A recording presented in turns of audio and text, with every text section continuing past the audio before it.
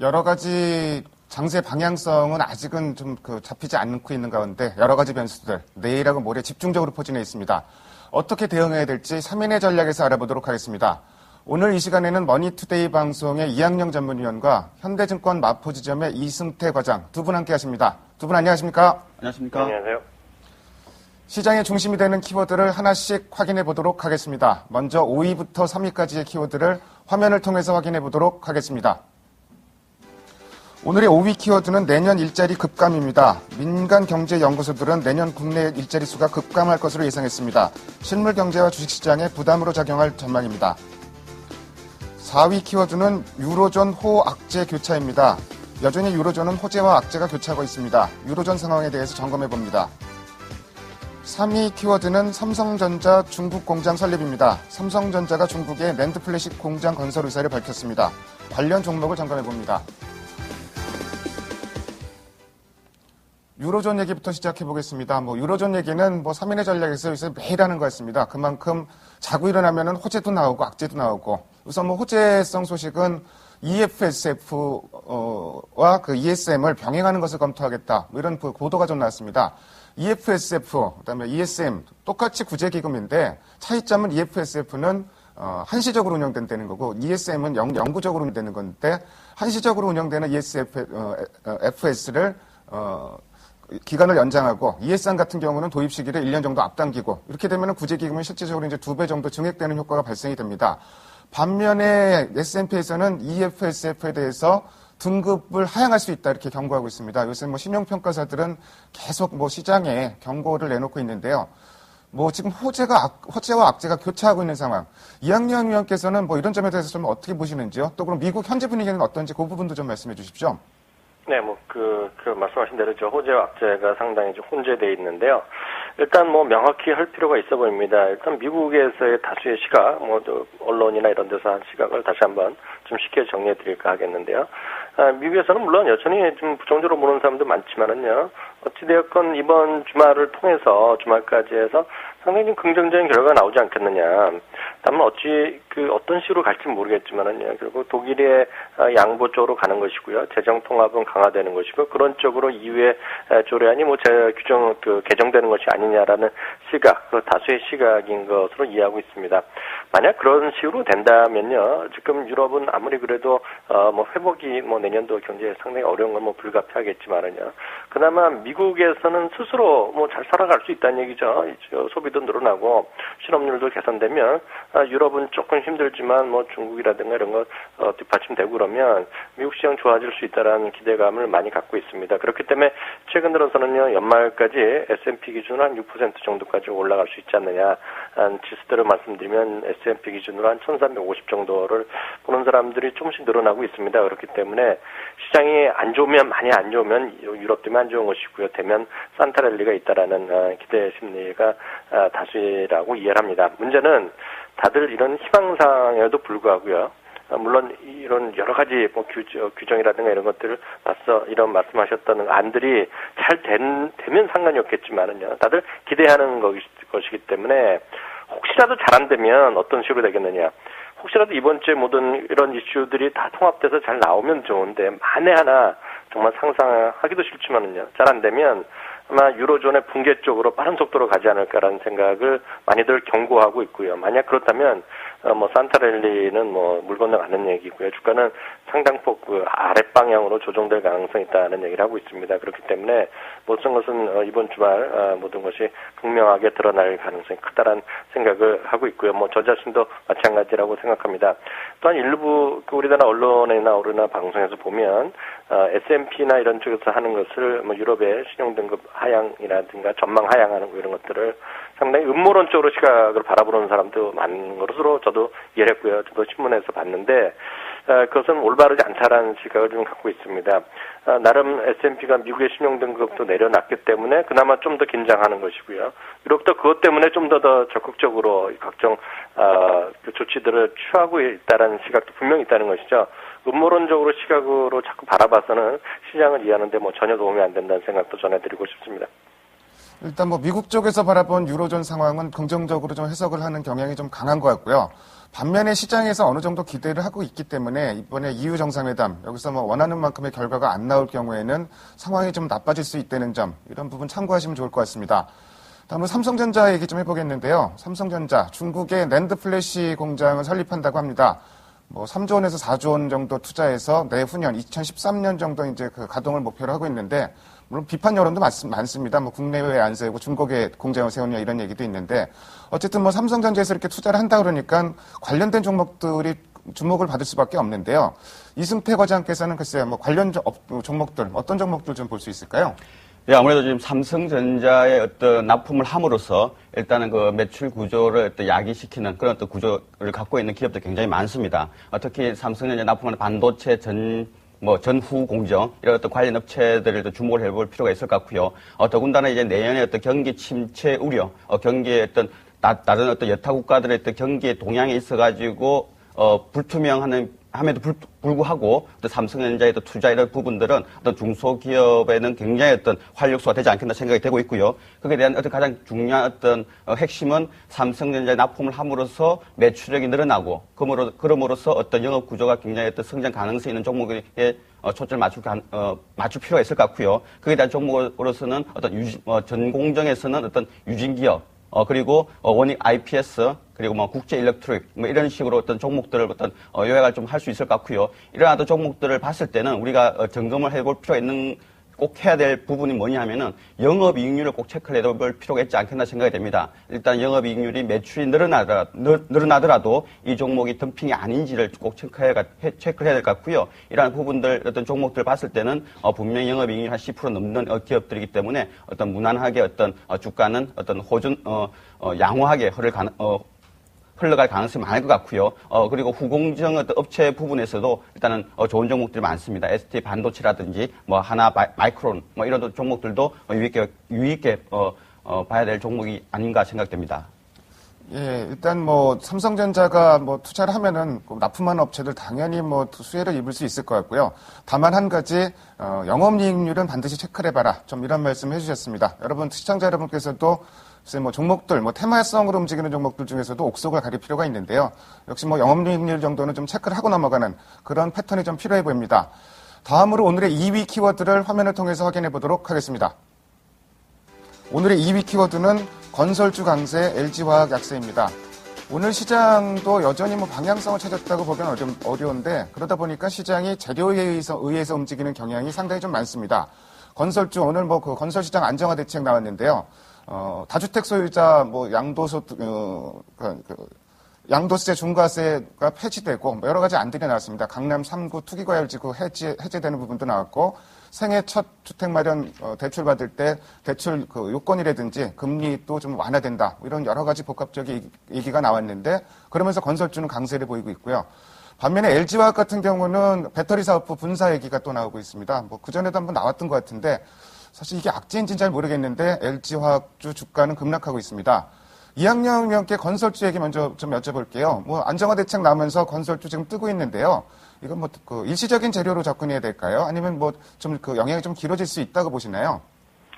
네, 제가 저 자신 부동산 전문가나 절대 아니지만은요. 이번 조치로 결국 이거죠. 아파트 가격이 올라가겠느냐는 거죠. 많이 떨어지고 있는데요. 떨어진다고 생각하시면 사시면 되는데 좀 계속 아파트 가격이 재미없다고 생각하면 이건 장기적인 어떤 재료일 뿐이고요. 뉴스이기 때문에요. 길어야 하루 이틀 정도 아니냐라는 생각을 갖고 있습니다. 그 뉴스 때문이라면요. 그렇기 때문에 장기적인 대답은 그렇게 들을 수밖에 없어 보이고요. 말이 나온 김에 장기적으로 보면 건설주는 좀 비중을 2011년 대비 12년 좀 늘려도 된다라는 생각을 여전히 갖고 있습니다. 자주 말씀드렸던 건 선거 얘기니까 좀 식상하죠. 내년도에 대선도 있고 총선도 있고 그러면 실현 가능성은 상관없이 여기저기서 무슨 각종 재료들은 뉴스의 모멘텀 많이 나올 가능성이 충분히 있고요. 또 하나는 해외 쪽인데요. 해외는 분명히 이걸 보셔야 될 것 같습니다. 중동 쪽에서 역시 수주를 많이 받아야 되는데요.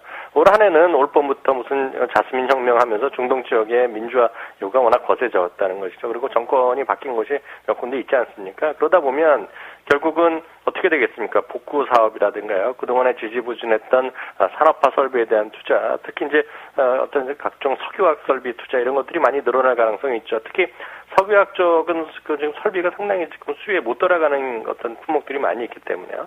중동 쪽에서 많이 발주될 가능성이 있습니다. 그런 것 딱 온다 그러면 내년에는 올해 대비보다는 분명히 수주 환경도 좀 나아질 가능성이 있다는 점이죠. 그런 관점에서는 여전히 뭐 현대건설 그리고 GS건설, 삼성물산, 삼성엔지니어링 정도를 뭐 대리사업도 포함해서 이런 것들을 관심주로 올려놓고 좀 보셔야 되겠다는 생각 변함없고요. 다만 앞서도 말씀드렸다시피 주택시장 안정화 대책 이거 갖고는 뭐 좀 하루 이틀짜리 아니냐 싶네요. 뭐 말씀해 주신 종목들도 물론 뭐 긍정적인 영향이 있겠지만 대형 건설사들 뭐 안정화 대책이 뭐 결정적인 영향을 미칠 것 같지는 않고요. 뭐 LTV라든지 DTI 이런 부분들은 지금 언급이 없기 때문에 그래서 이 약발이 얼마나 갈지 저도 좀 그 부분은 조금 의심스러운 부분이 있는 것 같습니다. 다음으로 LG화학 얘기 좀 해보겠습니다. LG화학 뭐 분사 얘기가 뭐 일부 언론에서 보도가 됐는데 또 LG화학 자체에서는 지금 현재 부인하는 것으로 좀 알려지고 있고요. 근데 분사 자체가 악재인지도 잘 모르겠고 이승태 과장께서는 글쎄요, 뭐 분사가 될지 안 될지 모르겠지만 그 영향 좀 어떻게 보고 계십니까? 일단 그 회사 쪽에서는 정식적인 공시가 나왔지 않습니까? 일단은 그 분사에 대해서 구체적으로 논의한 바 없다 이렇게 공시를 한 상태입니다. 그리고 또 정식 쪽에 시장에서 받아들이는 거는 일단은 올해는 그 분사하기가 힘들지 않겠느냐 그렇게 보고 있습니다. 아무래도 전지 쪽 어떤 배터리 쪽에 투자 비용이 많기 때문에 이런 어떤 부분들은 어떤 여건상 일단 분사 여건은 아니라고 보여지고 있고요. 일단 석유화학 부분 그리고 정보 소재 부분 그리고 배터리 부분 이런 어떤 부분들이 있어가지고 본부의 어떤 구조 부분 어떤 정리 차원 이런 어떤 부분들이 내년 이루어지지 않겠나 생각이 됩니다. 이렇게 본다면은 전지 쪽에 있어가지고 아무래도 대용량 쪽에 있어가지고 투자 비용이 좀 많지 않습니까? 이런 어떤 부분들이 있어가지고 이런 어떤 부분들이 어차피 보면은 구조 어떤 재편 차원에서 이런 어떤 얘기가 나왔지 않았냐 그렇게 생각이 되고요. 만약에 분사를 한다 하더라도 그전에 예를 본다면은 그 LG 생활건강이라든지 LG 하우시스 이런 경우를 예를 본다 하더라도 결코 분사를 함에 따라서 주가의 어떤 악재는 아니지 않겠느냐 생각이 되고요. 지금 현재 어떤 조정 받는 국면은 아무래도 어떤 업종의 어떤 순환매 차원에서의 어떤 조정 국면 뭐 그런 식으로 보여지지 않느냐 그렇게 생각을 하고 있습니다. 글쎄, 뭐, 저희 인적 분할, 그러니까 뭐, LG 하우스, LG, 생활건강 같은 경우도 이제 뭐, 인적 분할 했었는데, 그 당시에 주가는 그다지 뭐, 큰 영향을 받지는 않았었죠? 네, 그렇습니다. 글쎄, 뭐, 저도 이 부분이 악재인지 아닌지 모르겠고, 일단 뭐, 분사 자체를 부인을 한 상황이고, 분사를 한다고 해도 이게 악재일지 이 부분에 대해서는 여러 가지 논란이 좀 있을 수 있을 것 같습니다. 다음으로 오늘의 1위 키워드를 화면을 통해서 확인해 보도록 하겠습니다. 오늘의 1위 키워드는 기관 열흘째 순매수입니다. 국내 기관 오늘 뭐 장세를 단연 견인하고 있고요. 열흘째 순매수하고 있습니다. 그래서 뭐 투신 같은 경우는 최근에 뭐 순매수 기조가 뭐 열흘째 이어진 건 아니지만 기관 전체로 보면은 열흘째 순매수하고 있고 외국인 같은 경우는 선물 쪽에서 계속 그 순매수 기조를 유지하고 있는 점. 그래서 뭐 수급 상황은 좀 나쁘진 않은 것 같습니다. 이런 흐름이 있는데 어쨌든 내일하고 모레는 뭐 여러 가지 변수가 좀 집중돼 있고요. 이학영 의원께서는 글쎄요, 내일하고 모레 집중되어 있는 변수 좀 체크 좀 해주시고요. 수급 상황과 더불어서 전략 같이 좀 말씀해 주십시오. 네, 말씀하신 대로 내일과 모레 우리 국내외에서 워낙 변수들이 많습니다. 특히 이제 국내적으로는 코드러플 위칭데이인데요. 최근 들어서 프로그램 매수 쪽에 많이 쌓여있기 때문에요. 언젠가만 풀릴 수밖에 없는 것이죠. 내일은 오히려 또 매수가 많다는 전망도 있고요. 그렇지 않다는 얘기도 있지만 그런 것들 다 전망일 뿐이고요. 어찌되었건 부담스러운 하루가 될 수밖에 없습니다. 이런 과정에서는 초보자 한 3년 정도 경험이 없으신 분은요, 매매를 안 하는 것이 오히려 상책이라는 생각 갖고 있습니다. 괜히 들어가셨다가요, 스트레스만 극대화될 가능성이 있죠. 물론 그 다음날이면 다들 주식시장은 정상화되겠지만 시장은 큰 폭의 변동 가능성이 분명히 열려있다라고 보고 있습니다. 다시 한번 확인드리지만요, 지금 오늘 내일도 중요하겠지만 다음 주 초반에 시장에 급등날 가능성이 있습니다. 저 자신은 최소한 100에서 많게는 150, 200포인트짜리도 다음 주 주간 변동폭이 나올 가능성이 있다는 점, 제 개인적인 의견은 참고하시면 되겠고요.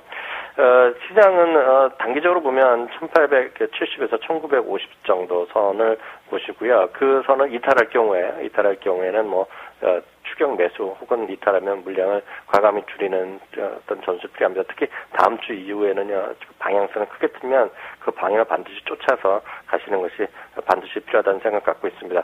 앞서 LG화학 얘기했는데 잠깐만 제 의견 드려드릴지 모르겠는데요.